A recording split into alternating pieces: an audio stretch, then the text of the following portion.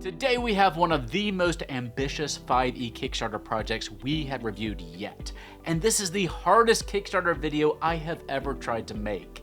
Vynestra is a 5-book, high fantasy, city-based campaign setting and adventure inspired by ancient Rome and classical mythology. This is a seriously impressive collection of books. What makes it so tough for me is that there's just so much here that I want to tell you about. Every time I flip through one of the books, I find a new subsystem, a new cool little bit of lore, another fun way to change up the way we tell stories at our tables. But I just don't have the capacity to tell you everything that I want you to find in these books. Not even 1% of what you are going to find. Along with loads of new player options, including races and backgrounds and feats and spells and magic items, you'll get a sprawling city setting based on Roman Venice. And maybe the best part of it all is that unlike most Kickstarter projects, this one is almost done already. I have nearly complete PDFs of all 5 books, and they promise to send those to backers within about a month of the Kickstarter ending, so about 2 months from today. So today, in this paid Kickstarter preview, we are going to briefly go through each of the 5 books that they have in this collection, and you can decide if this is a campaign and setting for you. But let me just give you the bottom line. If the idea of a very fleshed out and well-written classical Rome-inspired 5e setting appeals to you, this is a project that you need to check out. If you're interested in backing at any point, you can find the links in the info icon in the corner up there or in the doohickey down below.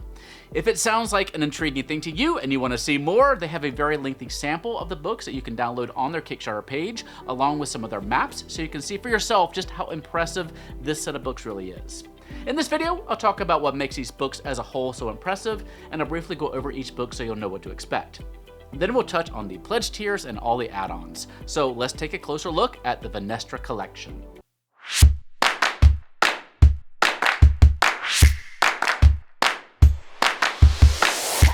Let me give you an overview of the 5 books in the collection, and then we'll do a deeper dive on each one of them. You can always use the segmented timeline below me there to jump around.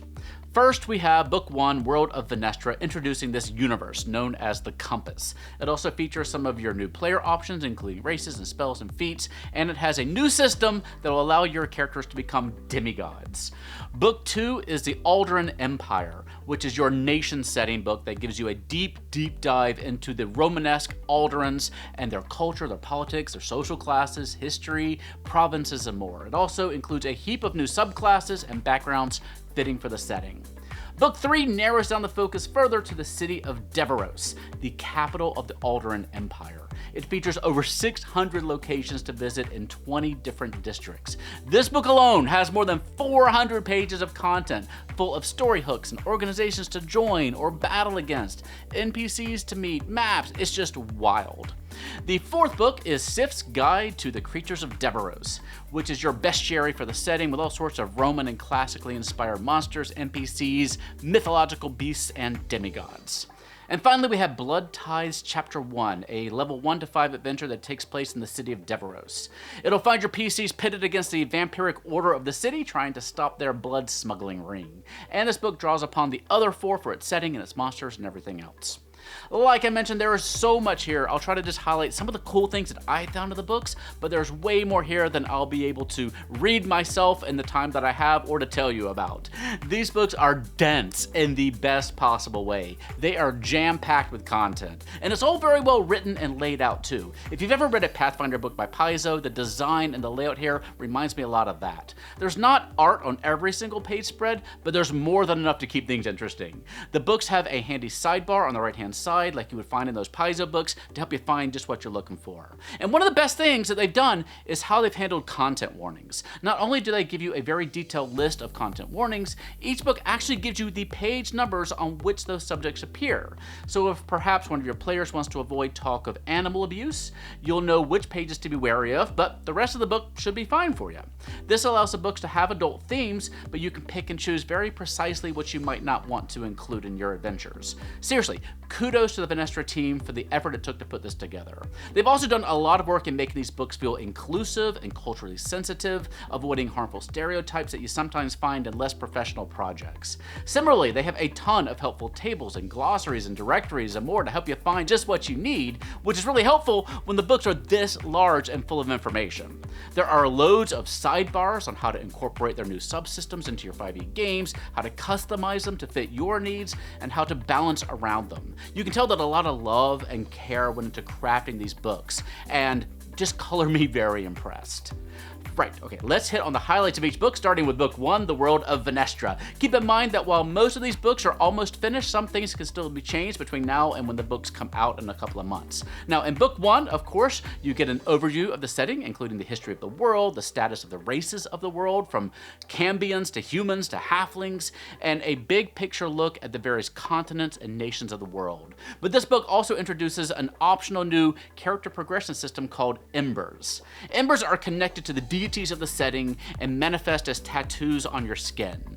You choose 3 deities who are tied into your story in some way or another. You don't have to worship them or even be of the same alignment, but it does give you and your game master quite a few interesting story hooks about why your character is connected to each of these deities. Then, as you level up, you can choose Ember abilities. Some of the early ones might just teach you some cantrips or give you proficiency in certain skills, but later abilities can become very powerful.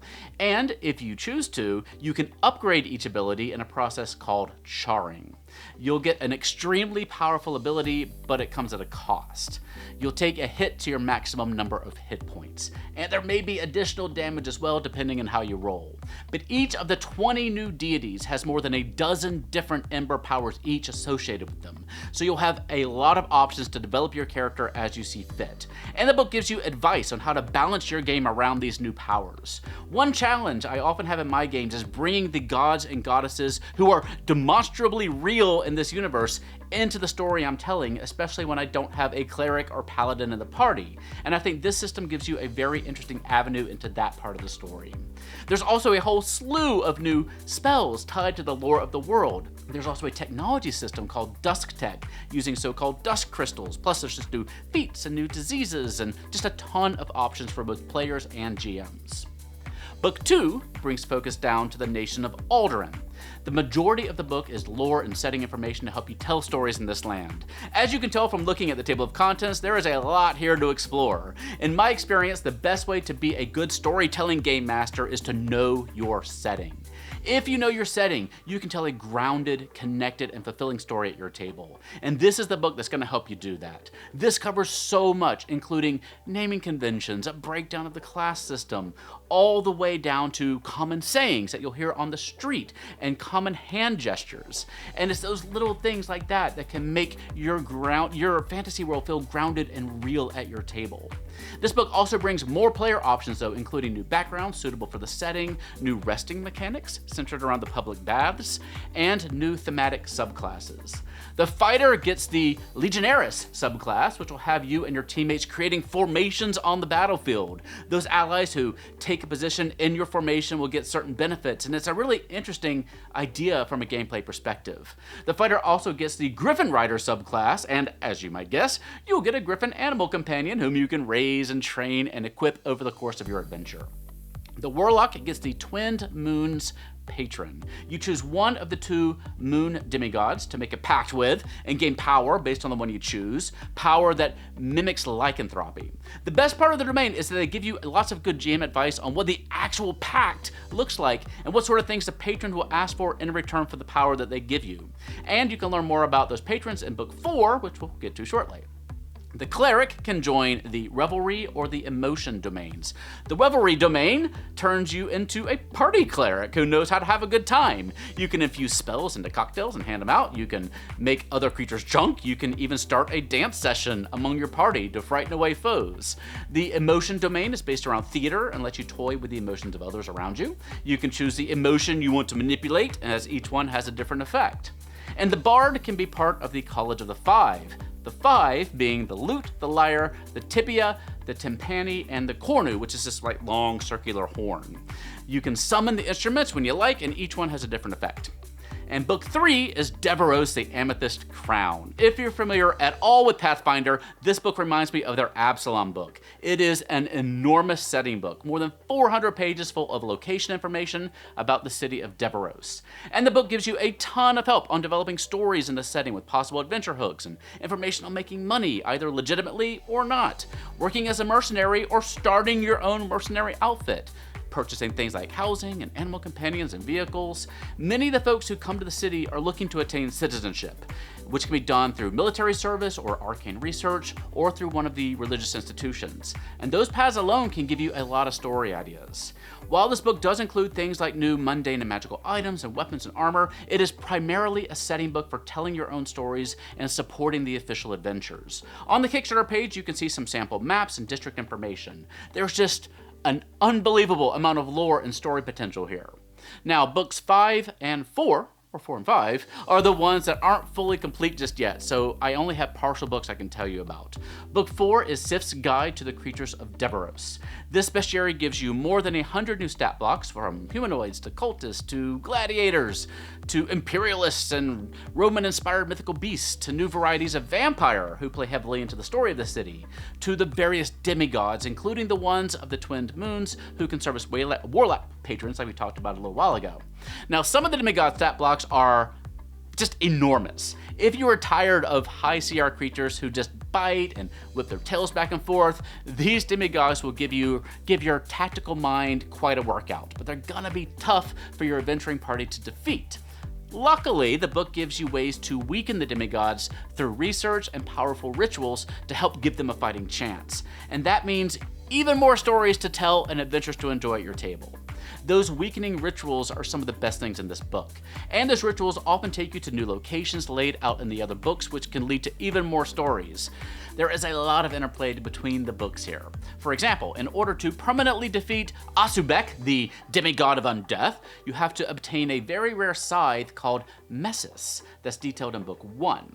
The scythe once belonged to Kistra, the goddess of the harvest, souls, and the dead. Interestingly, one of the ember powers that you can get from Kistra allows you to summon a spectral version of Messis, which may or may not work for the purposes of this ritual at your GM's discretion. You have to use the scythe to cut the robes up of the demigod and then cast those pieces out into the void at the Crystals of Fate, the very birthplace of the 4 primordials who created all of existence. It's a long story, but you can find it all in book 1.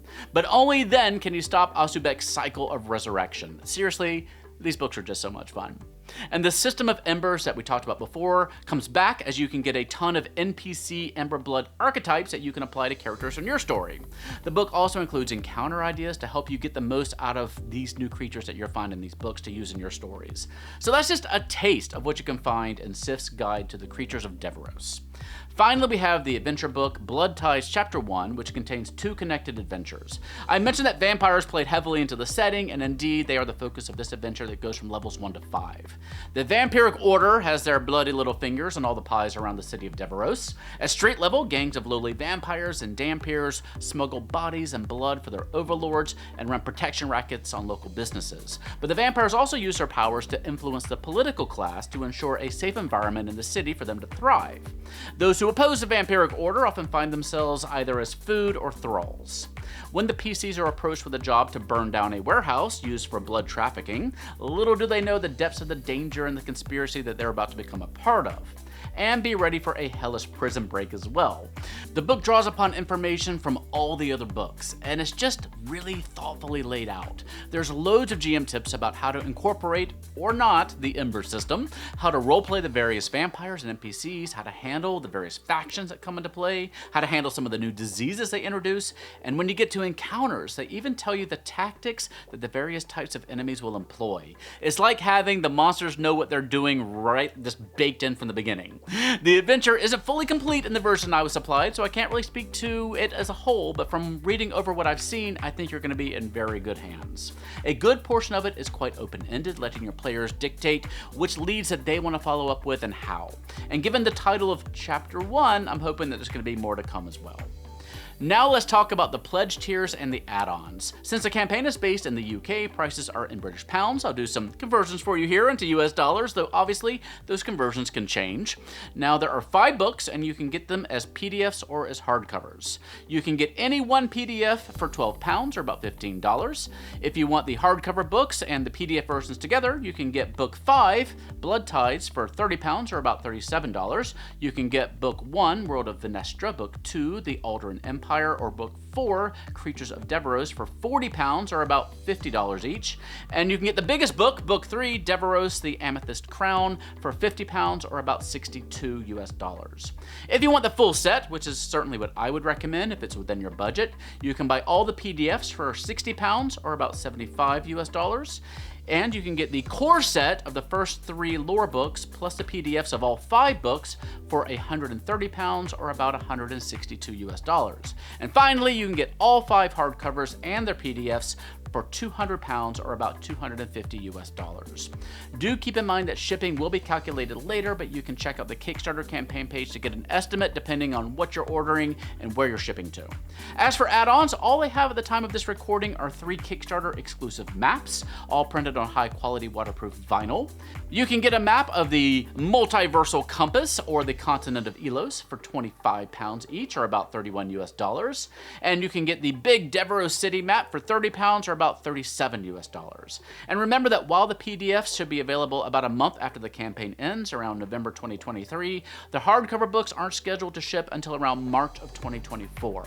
As always, remember that Kickstarter is not a store. You're helping to bring a project into reality. There are always going to be risks involved, so be sure you read through the campaign page to make sure you're comfortable backing. I vet the projects that people approach me with and only agree to make videos for those that I feel comfortable backing myself, but you should still do your due diligence. In this case, I've seen the mostly completed PDFs of the books and they all look like they're pretty much ready to go. This really comes down to whether or not you like the idea of exploring a classical Rome-inspired setting. If it sounds good to you, I do not think you're going to find a better collection of books to tell your stories. There is enough here for thousands of hours of adventuring. I don't know if I've seen a more fully fleshed out new third-party setting than Vynestra here. Remember that they do have a very lengthy sample book that you can check out for yourself. If you're still on the fence, reading through that will help you make up your mind. If you have specific questions, please leave them for me in the comment section down below. It is impossible for me to tell you everything these books have to offer, but I am here if you have specific questions. And if you're new to me, I'm Theo, and you can find me at The Gallant Goblin over on YouTube, TikTok, and on these various social media platforms. If you subscribe to our channel, you'll find all sorts of reviews and advice videos about adventures and minis and terrain and so much more. Thank you for watching today. Until next time, stay safe, have fun, love each other, and I will see you next time at The Gallant Goblin.